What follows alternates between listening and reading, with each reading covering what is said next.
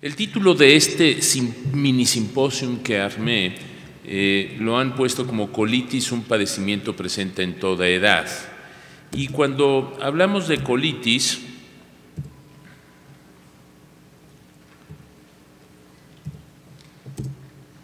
realmente hablamos de un concepto patológico que puede ser una colitis colagenosa o microscópica, una colitis isquémica, una colitis pseudomembranosa, una colitis ulcerosa crónica inespecífica, pero realmente a lo que han querido que nos refiramos el día de hoy es a lo que conocemos en la jerga médica como el colon irritable. El colon irritable, que es un padecimiento que es muy común, como vamos a ver, y yo en esta primera parte voy a hablarles del diagnóstico diferencial, qué es lo que debemos de investigar en los pacientes antes de etiquetarlos como portadores de un colon irritable. El colon irritable es un trastorno funcional que comparte patogénesis, fisiopatología y abordaje clínico con otros padecimientos disfuncionales como la dispepsia no ulcerosa, incluidas las alteraciones emocionales y el abordaje inadecuado del estrés que tienen estos enfermos. Es un padecimiento de muy alta prevalencia que disminuye y afecta la calidad de vida de los enfermos y está caracterizado por dolor abdominal y cambios en el hábito intestinal. Las alteraciones emocionales que son muy comunes en estos pacientes no son causales del padecimiento, pero sí modulan importantemente las manifestaciones. En el curso de los últimos años, el entendimiento de los distintos investigadores han establecido criterios clínicos diagnósticos que nos permitan solicitar un mínimo indispensable de síntomas que permitan una precisión diagnóstica, y esto ha generado estudios en pacientes que reúnen estos criterios clínicos de Roma para hacer estudios de investigación clínica, básica y epidemiológica, lo que ha aumentado muchísimo el conocimiento de la fisiopatología y del contexto psicosocial en el que se da esto. Y esto a su vez ha mejorado la precisión del tratamiento farmacológico y, por supuesto, la necesidad de un tratamiento conductual complementario. Estos criterios de Roma son dolor o molestia abdominal por lo menos durante 3 días al mes por 3 meses consecutivos y que hayan tenido una evolución de por lo menos 6 meses, y además que tengan 2 de los siguientes criterios: mejoría con las evacuaciones de las molestias abdominales o cambios en el hábito intestinal, ya sea que tengan un cierto componente de diarrea, más de 3 evacuaciones al día, o un cierto componente de estreñimiento, menos de 3 evacuaciones a la semana. Además, también puede ser que tengan estos cambios al inicio, las alteraciones en las características de las evacuaciones, como puede ser manifestaciones de pujo, tenesmo, urgencia o sensación de evacuación incompleta por espasmo rectal. Y es común, aunque no es un criterio, el que tengan distensión abdominal, meteorismo y flatulencia. Estos son los criterios que, como ustedes podrán ver, son los que comparten los enfermos que vemos todos los días con estos trastornos funcionales digestivos colónicos. Pero este es un diagnóstico de exclusión. No basta con llenar los requisitos, sino estar seguros de que no haya enfermedades orgánicas. La epidemiología, como les decía, es un padecimiento muy común y varía los criterios en función de aspectos socioculturales y de las preguntas que se hacen a los enfermos al momento de interrogarles, de la ansiedad del enfermo y a veces del médico también.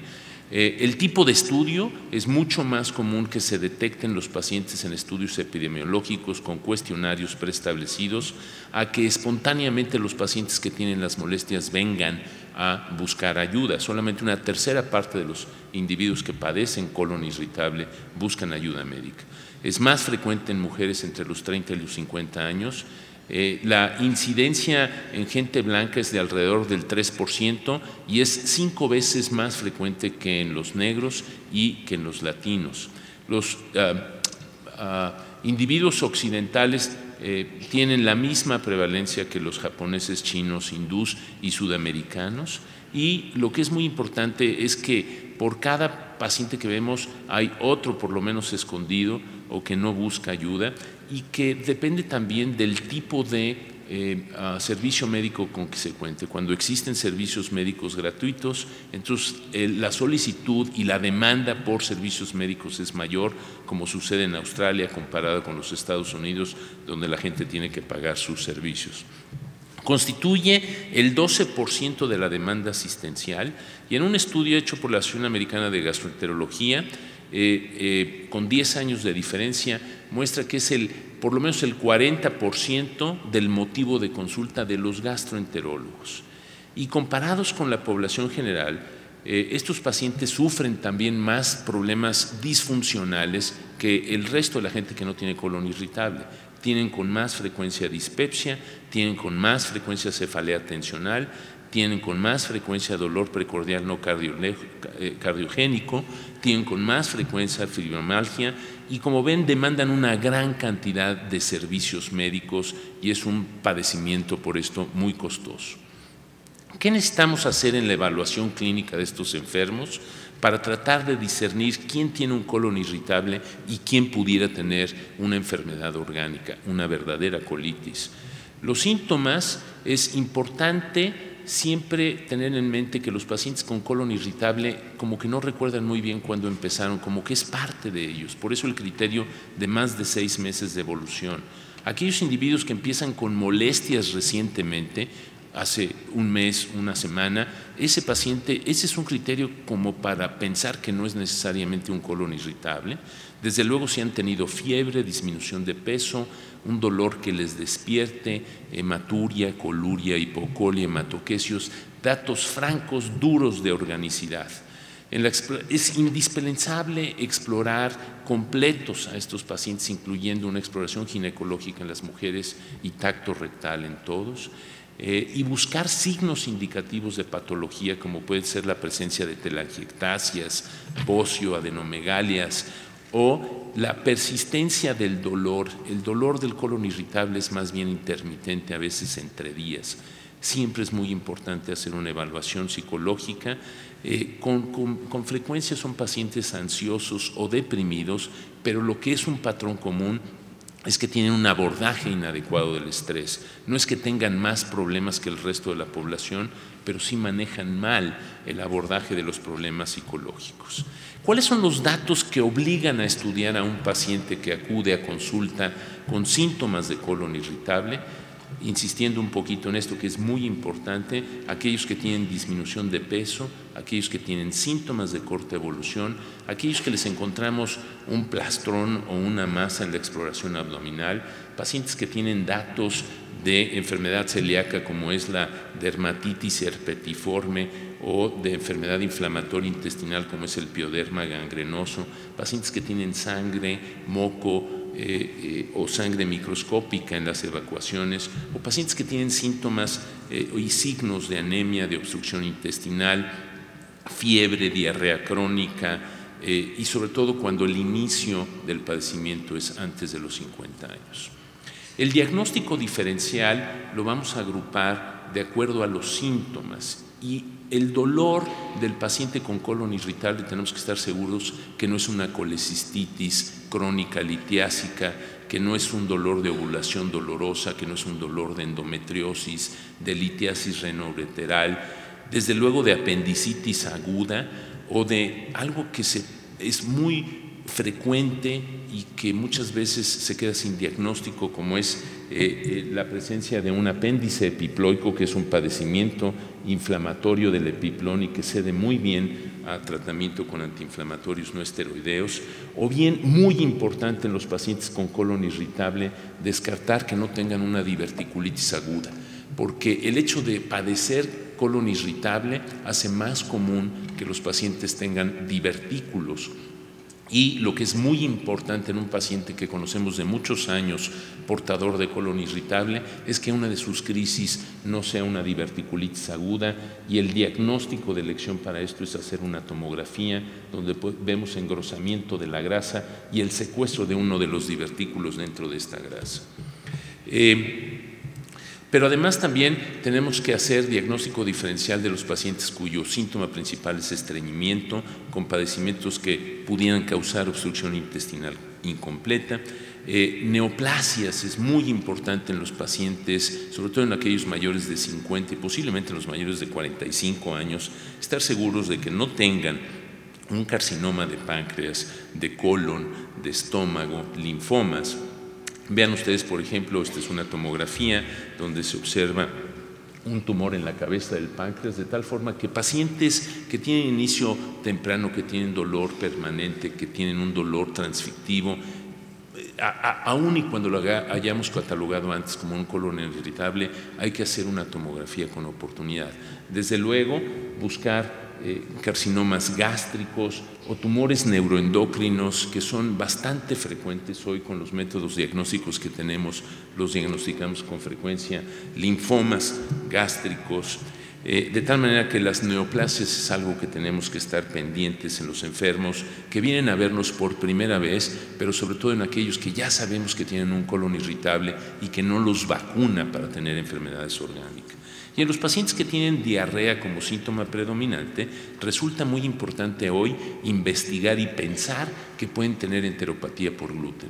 Muchos de los enfermos que hemos etiquetado como pacientes con colon irritable de predominio diarrea son enfermos que tienen una enteropatía por gluten subyacente y el diagnóstico se establece con la determinación de anticuerpos IgA antitransglutaminasa o antiendomicio, y desde luego con endoscopía, donde se ve aplanamiento de las vellosidades y la toma de biopsias, que es el diagnóstico definitivo.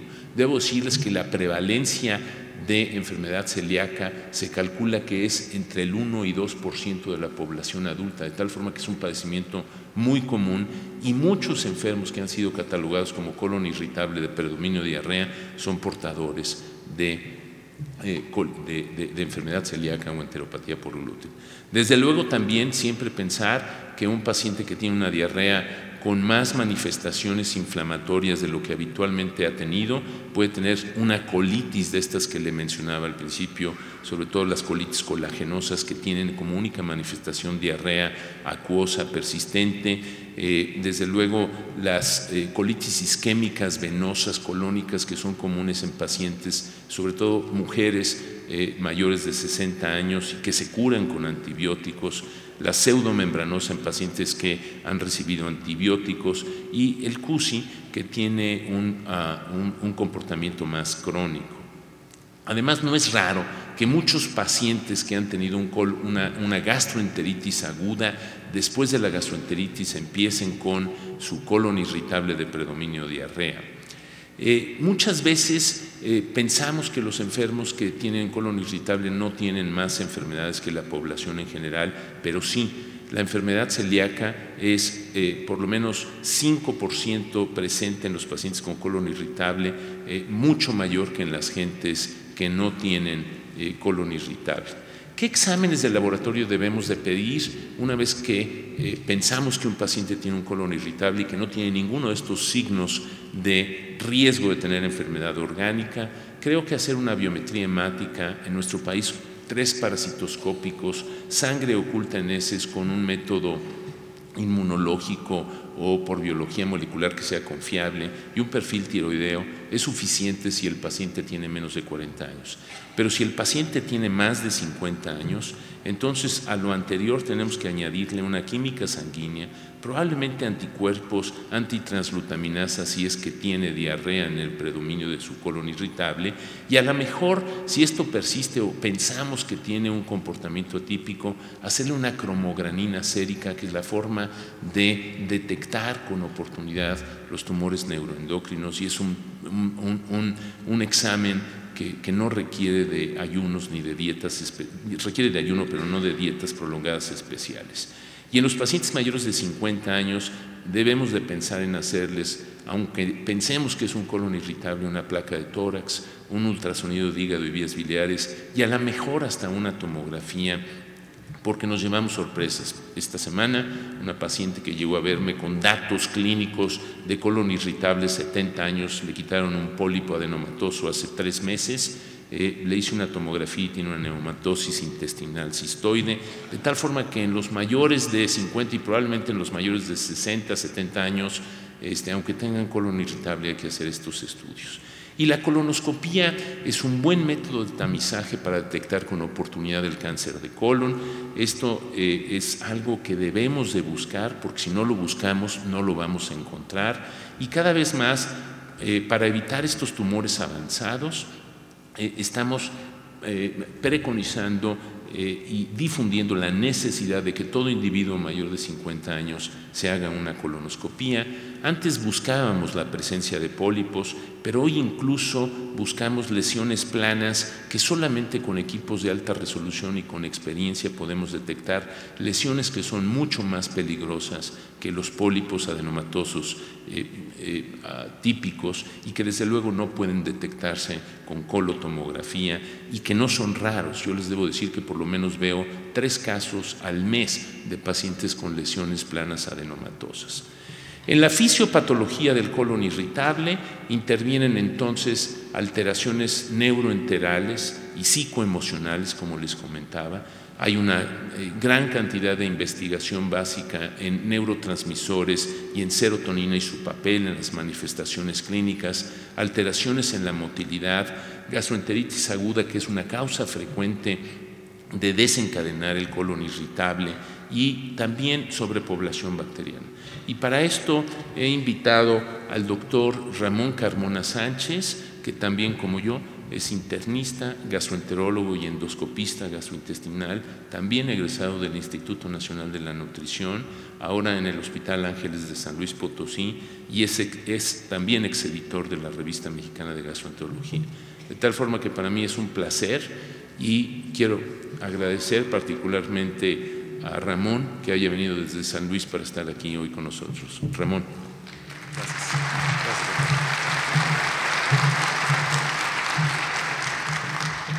Gracias por la invitación. Así que en los siguientes minutos vamos a abordar un poquito más a fondo la fisiopatología del síndrome de intestino irritable. Muy bien, el síndrome de intestino irritable es una enfermedad multifactorial que hasta la actualidad, en el momento actual, debemos de aceptar que no tiene una etiología claramente definida. Tradicionalmente se ha puesto gran interés en los trastornos de motilidad intestinal y en la sensibilidad alterada, pero investigaciones recientes, como lo comentó Arturo, han puesto especial interés en el papel de la inflamación intestinal, la flora intestinal normal, la disfunción posinfecciosa, así como la sensibilidad a los alimentos. Es bien sabido desde hace mucho tiempo el papel de los factores genéticos y los trastornos psicológicos. El concepto actual del síndrome de intestino irritable es que es un trastorno multifactorial biopsicosocial, que es el resultado final de la interacción entre muchos de estos factores.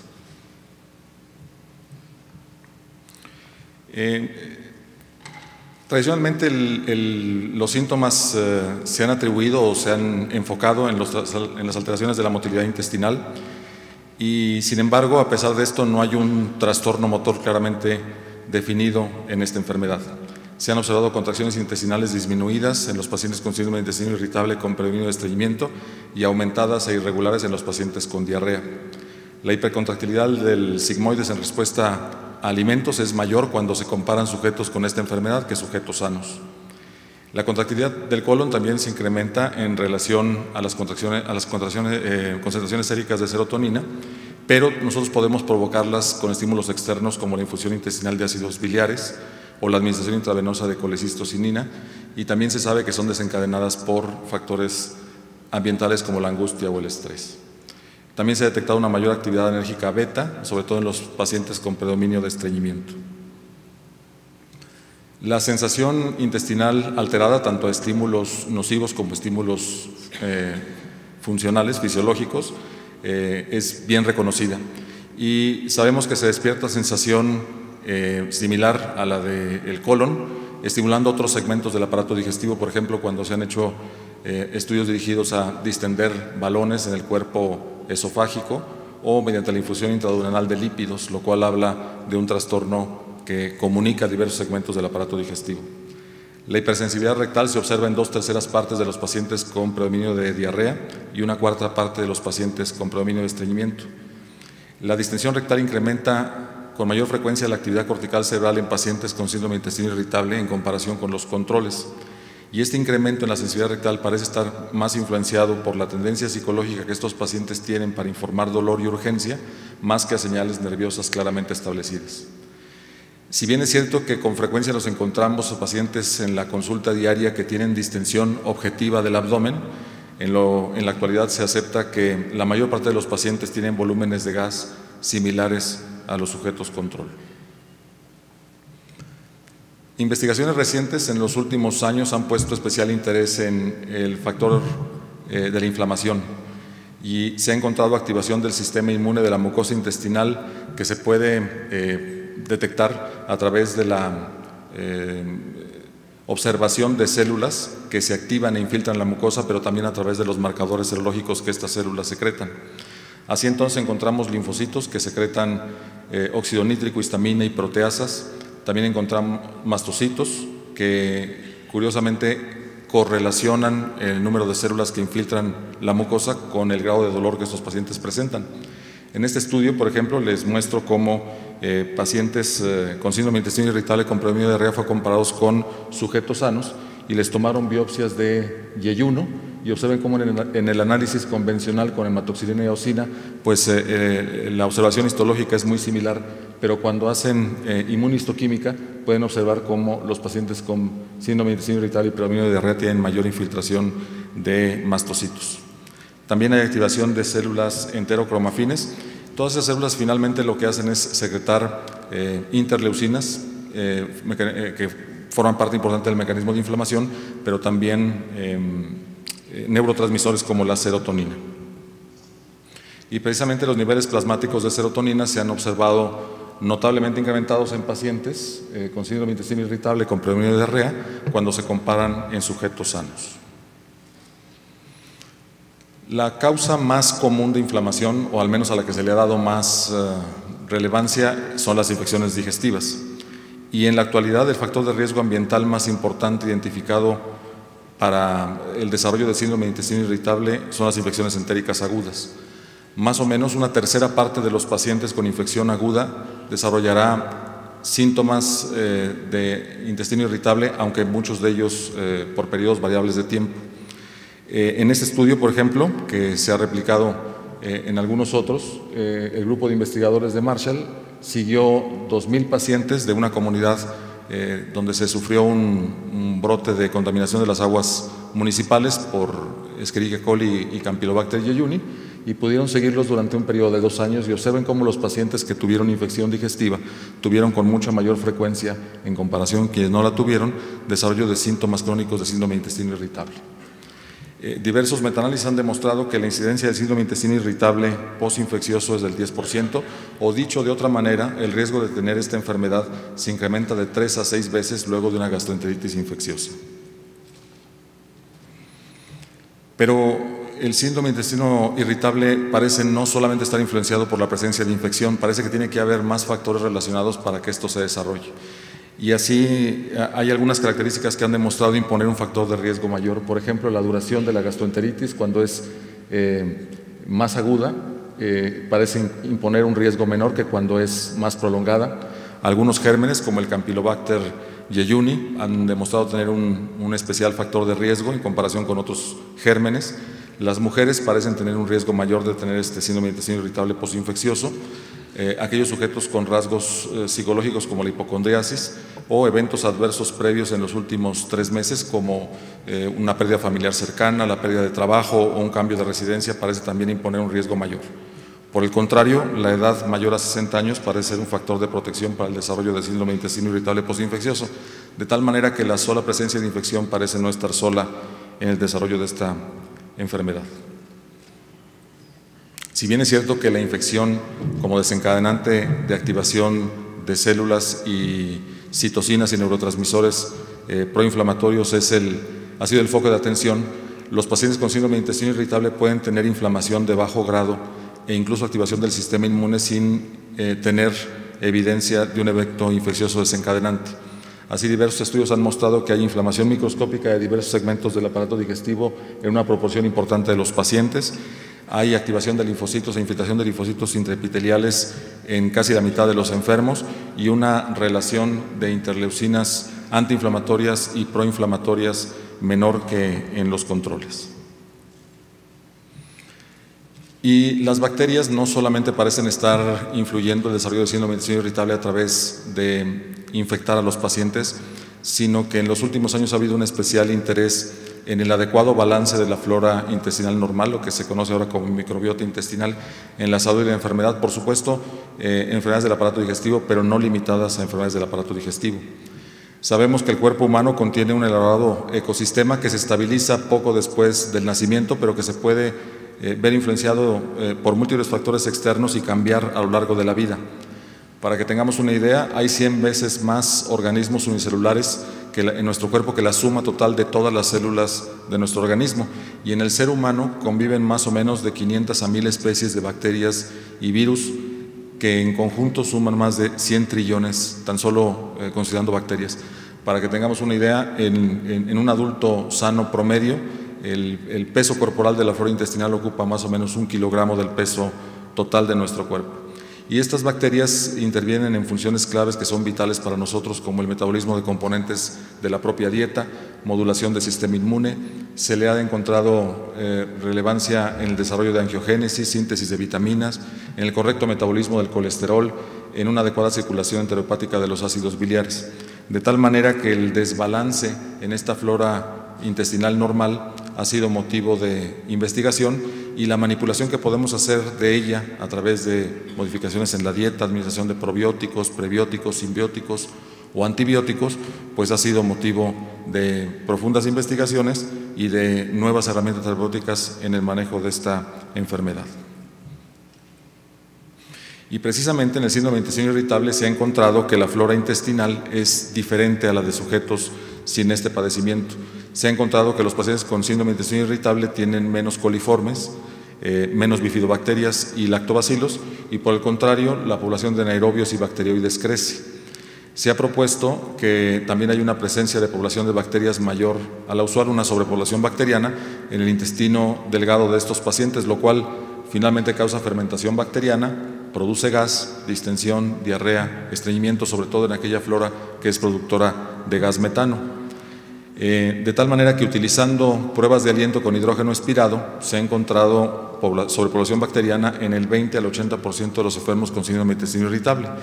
Esta amplia variación en la prevalencia de sobrepoblación bacteriana es fundamentalmente dada porque las pruebas de aliento con hidrógeno pues han sido sujetas de múltiples críticas por ser una prueba relativamente de baja sensibilidad, de una especificidad insuficiente, y porque además en su desarrollo pues se han empleado diversos protocolos, diversos sustratos, dosis diferentes e incluso formas de interpretación distintas.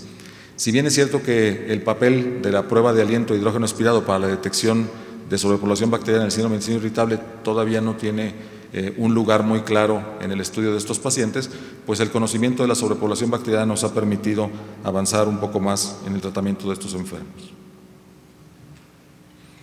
La intolerancia a los alimentos ha sido propuesta como una causa potencial de síntomas en algunos pacientes. En algunos de ellos se sabe coexiste absorción inadecuada de disacáridos como fructosa, como lactosa, malabsorción de ácidos biliares, e incluso cuando se analizan las heces se han encontrado niveles elevados de ácidos grasos de cadena corta. Sin embargo, esta asociación no ha sido claramente establecida y todos lo vemos en la práctica cotidiana. Muchos pacientes asocian el inicio de sus síntomas con el consumo de alimentos muy específicos o particulares, y sin embargo el retirar estos alimentos, excluirlos de la dieta, no siempre alivian los síntomas de manera adecuada, por lo que la identificación de una verdadera intolerancia en la práctica cotidiana es un reto. Por otro lado, las dietas de eliminación, quitar todo lo que al paciente aparenta causarle síntomas, son difíciles de implementar. Y cuando hablamos de una enfermedad crónica y recurrente, pues nos encontramos con que el apego a estas dietas habitualmente es malo y terminan deteriorando la calidad de vida. Y no hay que olvidar que en esta enfermedad uno de los objetivos primordiales es, si no el primordial, mejorar la calidad de vida. De tal manera que tenemos un problema serio ahí.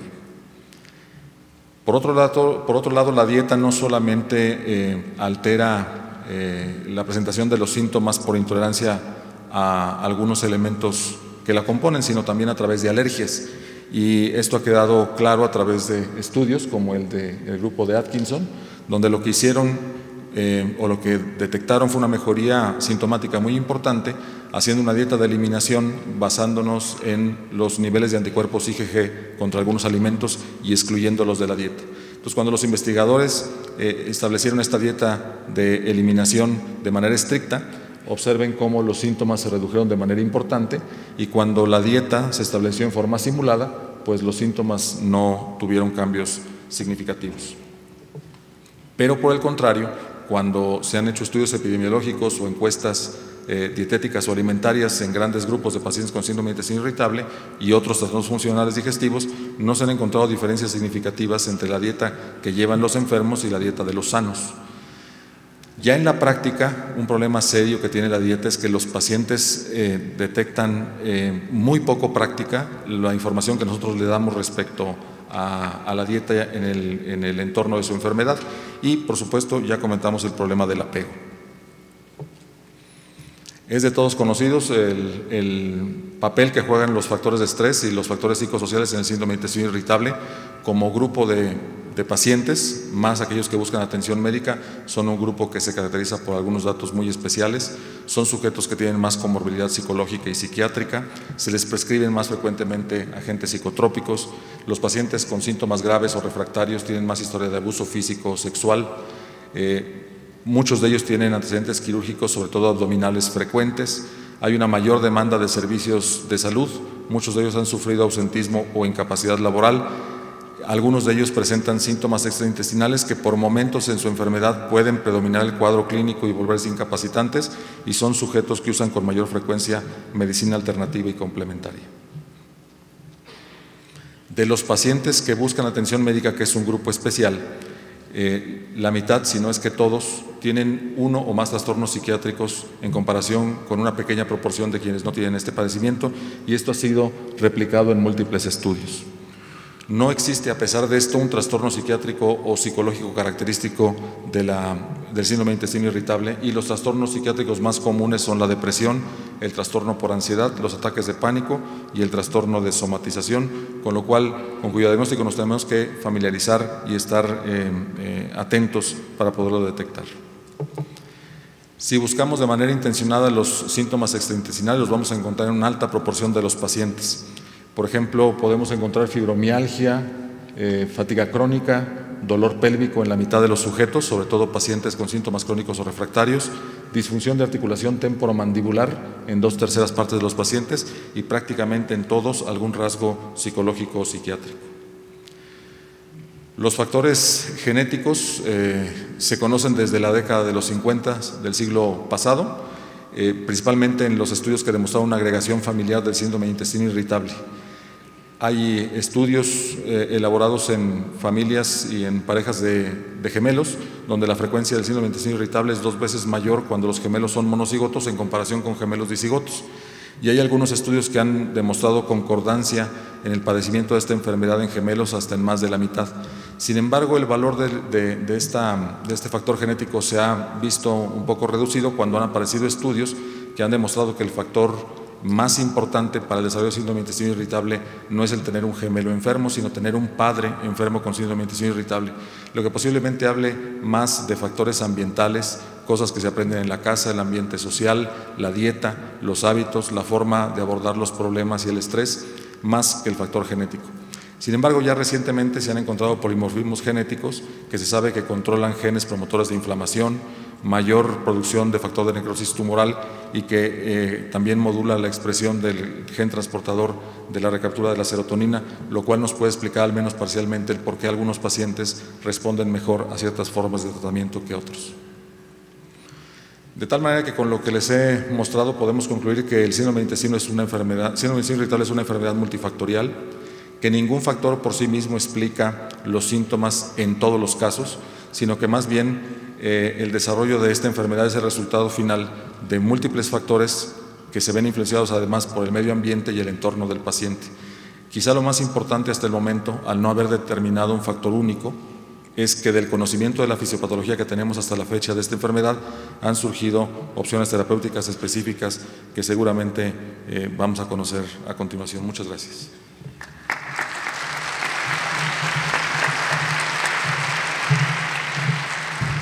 Gracias, Ramón. A continuación, he querido invitar al doctor José María Remes-Troche.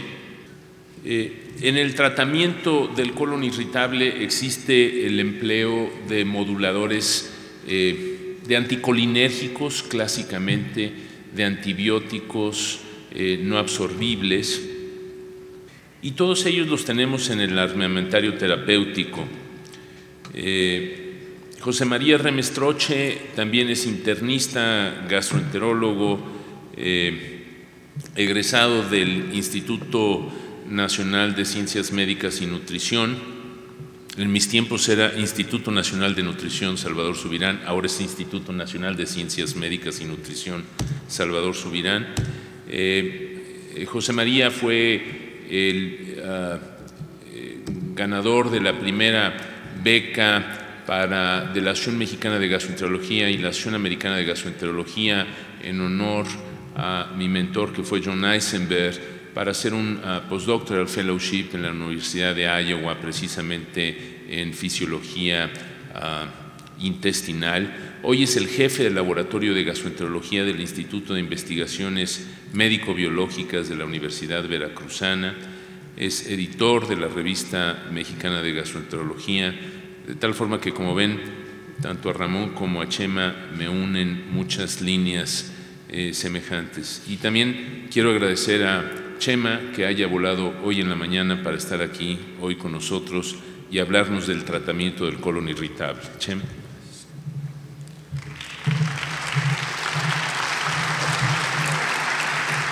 Gracias.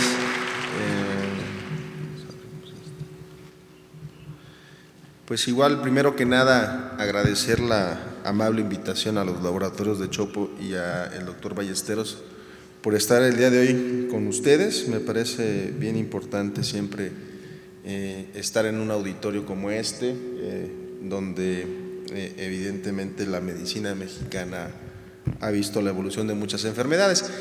Y específicamente, como lo mencionó tanto el doctor Ballesteros como el doctor Carmona, la forma en que ha evolucionado el síndrome de intestino irritable en los últimos años ha llevado a conocer y a tratar esta enfermedad desde diversos puntos. Creo que queda muy claro, como lo mencionaba el doctor Ballesteros, esta colitis o colon irritable es el prototipo de las enfermedades funcionales digestivas. Recordar que hablamos de enfermedades funcionales cuando aparentemente no hay una alteración estructural ni bioquímica, pero existe un grupo de síntomas. Estos síntomas son crónicos, recurrentes, afectan la calidad de vida, y pueden ver cómo de todos estos el prototipo es el intestino irritable, y donde recordar que por definición es una enfermedad que el dolor y la distensión abdominal definen a la enfermedad y se acompaña de alteraciones en la evacuación. Algunos tienen, además del dolor, estreñimiento, otros tienen diarrea y otros tienen lo que llamamos el hábito mixto.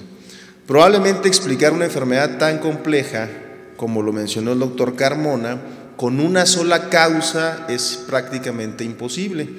Y esta diapositiva resume la plática de Ramón, donde si vemos cómo este modelo conceptual de enfermedad que nos enseñaron hace muchos años, donde sabemos que una enfermedad no es más que la alteración biopsicosocial, el síndrome de intestino irritable lo cumple. Ramón nos mostró cómo hay evidencia de que las alteraciones psicosociales, alteraciones en el medio ambiente, incluso genes, interactúan con alteraciones fisiológicas que, si bien no teníamos marcadores, ahora con todos estos avances tecnológicos, nos mencionaba Ramón alteraciones a nivel de inflamación y sobre todo el papel que puedan tener las infecciones. Evidentemente esto interactúa, y en individuos con cierta susceptibilidad o con un mismo medio ambiente se desencadena la enfermedad. Creo que esta diapositiva es muy importante porque entonces explica por qué es una enfermedad con múltiples síntomas, porque tiene múltiples mecanismos. Y si seguimos esta secuencia de una enfermedad con múltiples síntomas y múltiples mecanismos, La respuesta al tratamiento será mucho más simple. Es una enfermedad que requiere múltiples intervenciones. No hay una sola intervención, no hay un solo fármaco que sea capaz de controlar todas estas alteraciones. Y entonces, ¿qué es lo que hacemos o cómo tratamos el síndrome de intestino irritable? Hay por lo menos 3 esquemas de abordaje terapéutico. Uno donde probablemente tratamos la enfermedad de acuerdo a la gravedad o a la severidad, donde en este esquema piramidal los sujetos que tienen síntomas leves quieren decir dolor, distensión poco frecuentes que probablemente el paciente pueda manejar en casa o hace cosas que sabemos que pueden modificar estas manifestaciones clínicas como las alteraciones en el estilo de vida, la dieta o lo que hacen en medicamentos de autoprescripción. Pero conforme la intensidad de la enfermedad va avanzando, esos síntomas que son más frecuentes, más intensos, evidentemente acuden con un médico de primer contacto y el tratamiento farmacológico es la piedra angular y finalmente aquellos casos severos de difícil manejo refractario son los médicos que acabamos viendo en el consultorio del gastroenterólogo. Hay otro abordaje y se basa en cómo tratarlo de acuerdo al síntoma. Recordar que por definición todos los sujetos tienen dolor y distensión abdominal.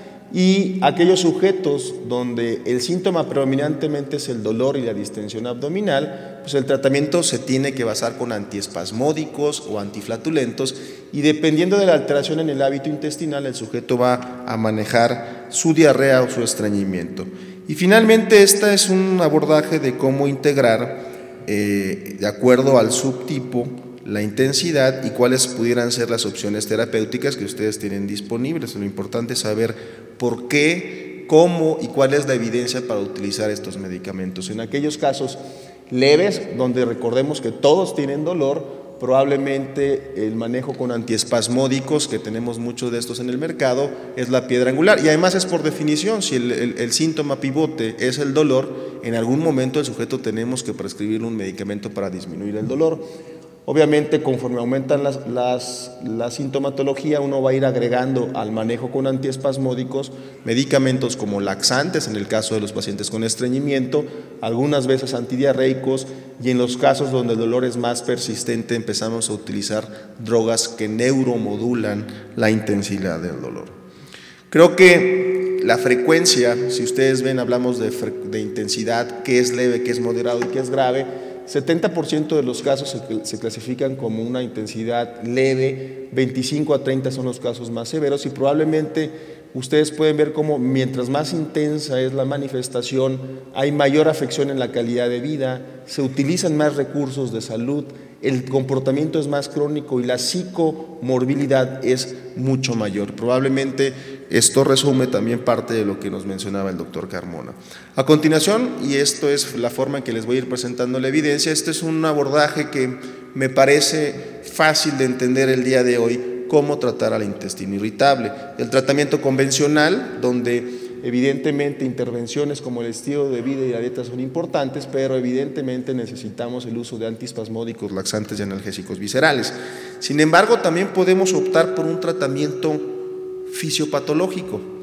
Si ustedes oyeron la plática del doctor Carmona y del doctor Ballesteros, mencionaban mucho cómo las infecciones pudieran ser ese gatillo que desencadena esta inflamación de bajo grado e incluso no una infección como tal, sino un cambio en la flora intestinal. Y en este tratamiento fisiopatológico hay opciones como el utilizar antibióticos no absorbibles como la rifaximina o probióticos, en aquellos pacientes que predominantemente tienen una alteración del eje intestino-cerebro con una comorbilidad psiquiátrica, el tratamiento fisiopatológico para estos pacientes será el utilizar antidepresivos tricíclicos y sabemos que la serotonina es una de las principales sustancias neuromoduladoras y como un grupo de medicamentos específicos pueden ser benéficos como en el caso de utilizar tegacerodo-prucalopride. Hay otra opción de cómo tratar al intestino irritable y esto me parece novedoso ya que en nuestro país ya tenemos terapias combinadas, el agregar por lo menos dentro de un mismo fármaco 2 medicamentos que van dirigidos al mismo grupo de síntomas que es el dolor y la distensión abdominal y ustedes conocen muchas de estas combinaciones donde tenemos incluso evidencia realizada en nuestro país y finalmente están los nuevos tratamientos. Evidentemente, en aquellos pacientes donde hemos intentado alguna de estas opciones, el utilizar estos nuevos medicamentos como prucalopride, linaclotide y lubiprostón, que estarán próximos en el siguiente par de años en nuestro país, son tratamientos que también pueden explicar o utilizarse en estos pacientes. ¿Qué hay acerca del tratamiento convencional? Yo creo que aquí me detendré un poco más.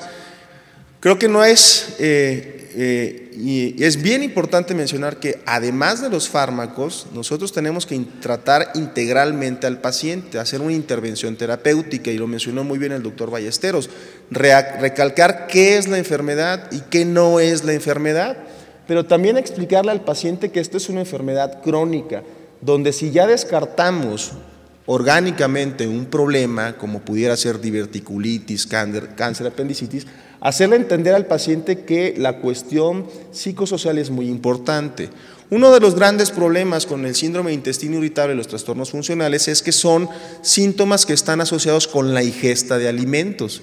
Y recordar que muchas veces lo que se puede estar ingiriendo puede ser la causa de la distensión, de la inflamación por un fenómeno de fermentación, de tal manera que hay muchos pacientes que realmente son intolerantes a la lactosa o intolerantes a una gran cantidad de productos que los pacientes consumen el día de hoy, donde las azúcares no absorbibles, como algunos fructanos, como la fructosa, pudieran ser la causa de esto.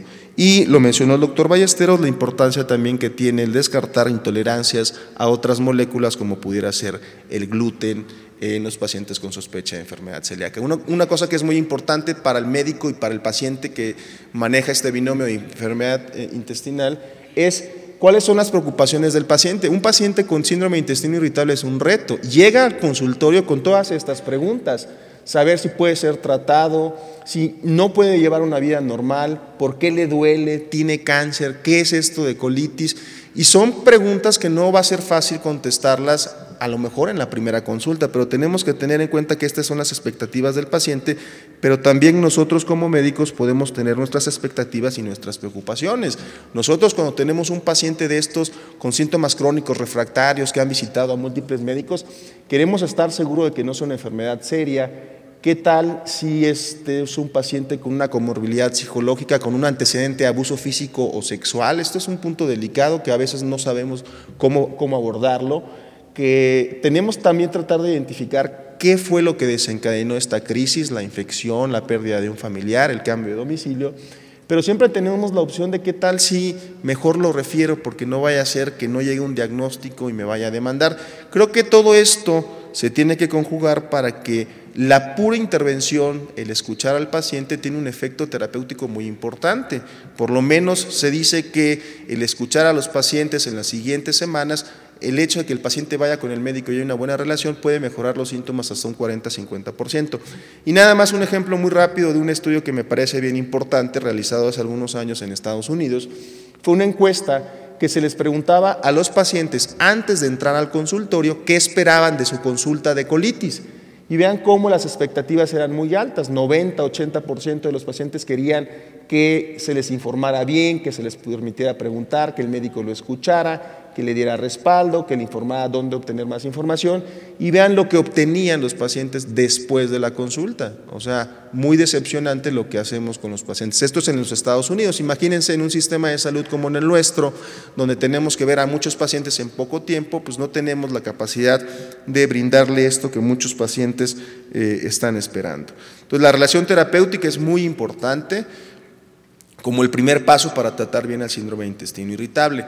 Acerca de las dietas, Ramón mostró muy claramente los ejemplos de dieta de exclusión. Yo nada más en esta diapositiva recalcar cómo es muy importante estar seguro de que estos síntomas de dolor y distensión no sean causados por una intolerancia. Les mencionaba la intolerancia a los lácteos, pero también una gran cantidad de los productos edulcorantes, de los azúcares que se utilizan para endulzar o sustituir las bebidas refrescantes, son azúcares que no se van a absorber, y este es un principio muy sencillo. Lo que no se absorbe se fermenta, lo que se fermenta produce gas, y el gas que produce dolor y distensión abdominal. Entonces el paciente también se tiene que involucrar en reconocer qué es lo que está causando esto. Finalmente, también recordar que el uso de fibra para los pacientes con estreñimiento, la misma fibra a veces puede producir mayor inflamación y distensión. ¿Qué respecto al tratamiento médico? El tratamiento médico, y lo voy a resumir, pueden ver cómo para el dolor abdominal los antiespasmódicos son la medida más efectiva para el manejo del dolor, la loperamida para el manejo de la diarrea y la fibra, los laxantes y los agonistas 5-HT4 para el estreñimiento. Por lo menos hay una gran cantidad de evidencia al respecto, pero no dejar de mencionar que las opciones terapéuticas que afectan el eje intestino-cerebro también son muy importantes. A estos pacientes les va muy bien con psicoterapia, hipnosis, acupuntura, sobre todo porque es una forma de que el paciente libera probablemente ese agente desencadenante o estresor, y hay estudios que demuestran que estas intervenciones son tan efectivas como un antiespasmódico en algunos de estos pacientes. Los metaanálisis, esta es la forma más sencilla de resumir tanta información. Hay por lo menos 3 metaanálisis para evaluar qué es lo que es útil en el intestino irritable. Y no queda duda que los antiespasmódicos, la loperamida y los psicotrópicos son los medicamentos que más efectividad muestran. Les voy a mostrar el metaanálisis más reciente, que es el realizado por Ford hace unos años, donde demuestra cómo los relajantes de músculo liso tienen un beneficio significativo por el dolor abdominal. Y vean cómo los procinéticos, que son un grupo de medicamentos que utilizamos con muchas frecuencias, no son buenos medicamentos para el manejo del intestino irritable.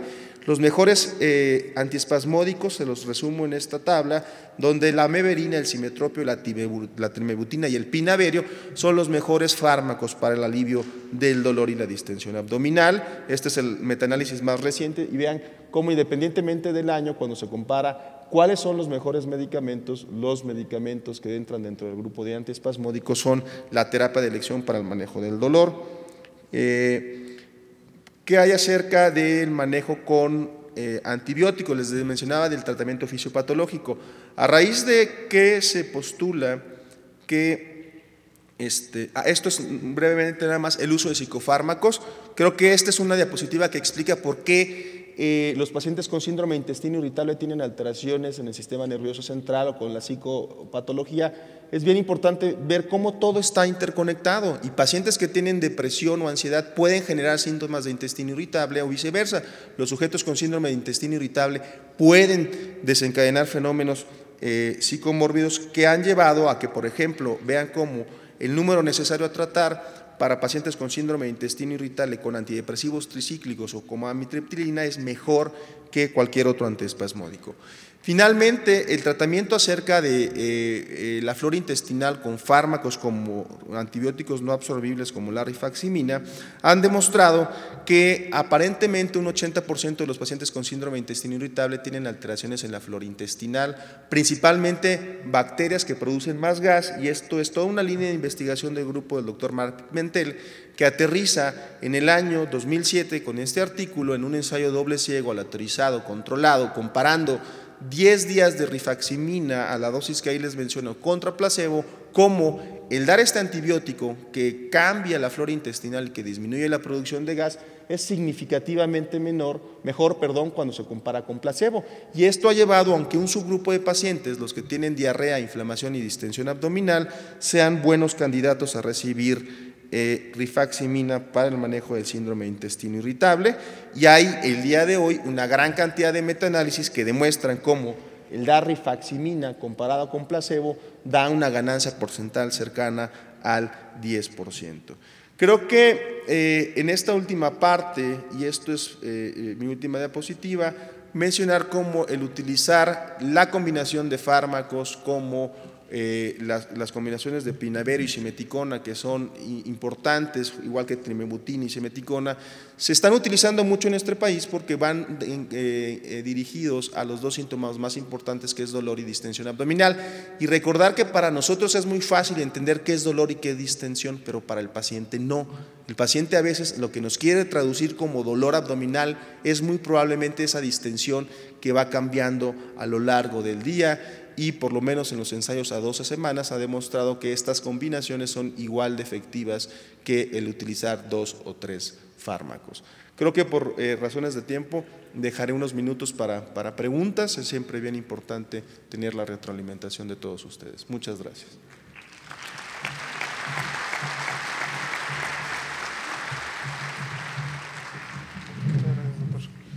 Muchas gracias a este panel que nos ha iluminado con esta plática del día de hoy. Vamos a hacer una sesión rápida de preguntas. La primera, por favor, si gusta ponerse de pie. Quería preguntarle al doctor qué valor tiene los inhibidores de jugos gástricos o bombas de protones o inhibidores. Si hay algún mecanismo que, o sea, los médicos generales normalmente pensamos que tiene mucho que ver el hecho de que no mandemos algún inhibidor de jugos gástricos para desencadenar este tipo de manifestación o de enfermedad, doctor. Gracias. Me parece bien importante la pregunta porque como ustedes vieron a lo largo de las 3 pláticas, cuando hablamos de síndrome de intestino irritable, de dolor y distensión abdominal, prácticamente el ácido no tiene o no juega un papel fundamental. Realmente el punto, y probablemente hacia ahí va la pregunta, es que se están abusando de una gran cantidad de prescripciones para inhibidores de la bomba de protones cuando no están indicados.